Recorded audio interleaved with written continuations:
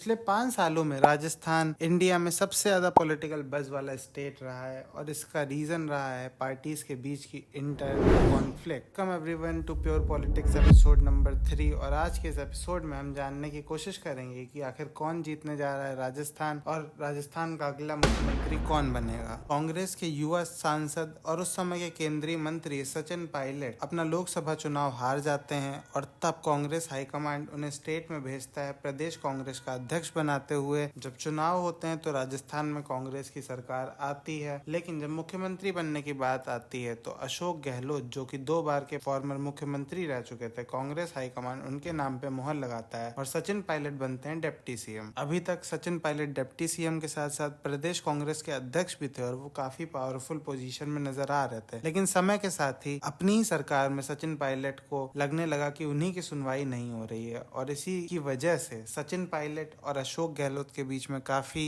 Internal conflicts हुए, जो कि न्यूज़ में पिछले 5 साल में लगातार आते ही रहे। इसी वजह से सचिन पायलट अपनी डिप्टी सीएम की कुर्सी और प्रदेश कांग्रेस के अध्यक्ष की कुर्सी दोनों से हाथ धो बैठते हैं। बीजेपी में वसुंधरा राजे सिंधिया, जो कि पुरानी 2 बार की मुख्यमंत्री रह चुकी हैं राजस्थान की, उनकी टकरार हुई बीजेपी के हाई कमांड से।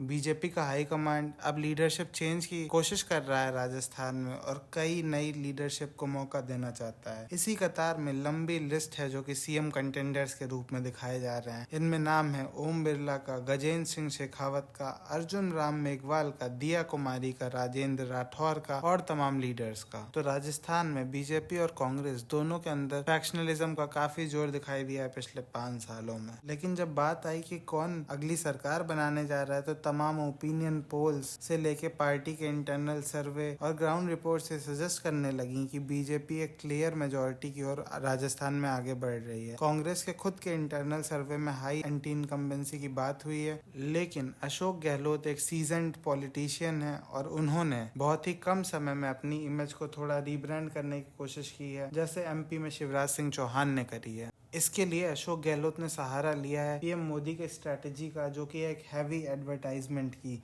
राजस्थान के लोकल मीडिया को उन्होंने अपने कंट्रोल में लिया है और आप किसी भी न्यूज़पेपर में राजस्थान के देखेंगे तो सुबह सुबह फ्रंट पेज पे आपको कांग्रेस के सरकार के तमाम योजना और अशोक गहलोत की फोटो जरूर दिखाई देगी। आप राजस्थान की किसी भी सिटी में घूमेंगे तो आपको बड़े बड़े कांग्रेस के होर्डिंग्स, बैनर सब कुछ दिखाई देंगे और आपको लगेगा कि कांग्रेस की सरकार दोबारा रिपीट होने जा रही है। इसके साथ साथ अशोक गहलोत ने तमाम वेलफेयर स्कीम की मदद से कांग्रेस को दोबारा फाइट में लाके खड़ा कर दिया है। इस सबसे पहले बीजेपी एकदम श्योर थी कि वो सरकार में आने वाली है और इसी वजह से बीजेपी की पहली लिस्ट में वसुंधरा राजे सिंधिया के तमाम लॉयलिस्ट को टिकट नहीं मिला था, लेकिन दूसरी लिस्ट आते आते बीजेपी को ये लगा कि नहीं, राजस्थान में भी फाइट है और इसीलिए वो राजस्थान में वसुंधरा राजे कैंप को भी एडजस्ट करने में लग गए। दूसरी लिस्ट में वसुंधरा राजे सिंधिया के तमाम समर्थकों को भी भाजपा ने टिकट दिया है और ये दिख रहा है कि बीजेपी हाईकमान कतई ये नहीं चाहता है कि वो राजस्थान के इलेक्शंस को लाइटली लें और कहीं पे एक स्पेस छोड़े कांग्रेस के लिए। वसुंधरा राजे सिंधिया कोशिश कर रही है कि बीजेपी को बहुमत तो मिले, लेकिन एक बहुत बड़ा बहुमत ना मिले ताकि पार्टी हाईकमान उनको चेंज ना कर सके, तो वो इसलिए काम करती हुई नजर आ रही हूँ। यही सेम चीज अपनाई थी लास्ट टाइम अशोक गहलोत ने। तो राजस्थान का इलेक्शन अब बहुत इंटरेस्टिंग होता हुआ दिखाई दे रहा है। बीजेपी को क्लियर मेजोरिटी आती हुई दिखाई दे रही है, लेकिन अभी भी कांग्रेस फाइट में है और इलेक्शन में कुछ भी हो सकता है। इंटरेस्टिंग बात हमें ये देखनी होगी कि कौन सीएम बनेगा।